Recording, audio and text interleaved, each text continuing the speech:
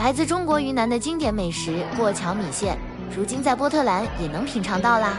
位於波特蘭東南華盛頓街的 Plaza 205商場內，10秒過橋米線 10 Seconds Rice Noodle 近日盛大開幕，為本地食客帶來一場熱騰騰、香氣撲鼻的米線盛宴。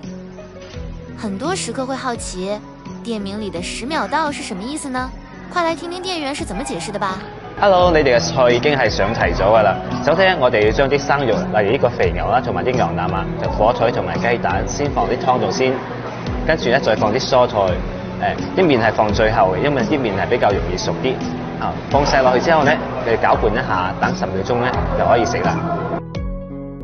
原來啊，這種既保留食材口感，又確保熱度與衛生的方式，不僅保證了風味，更讓顧客參與到餐點的完成過程中，成為一場美食與互動的雙重體驗。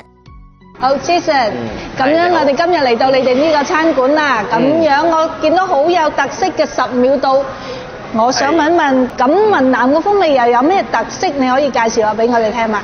雲南嘅風味最緊要係新鮮，所以我哋10秒到就係可以快速將我哋啲食物嘅食材嘅新鮮快速送到顧客嘅口入邊。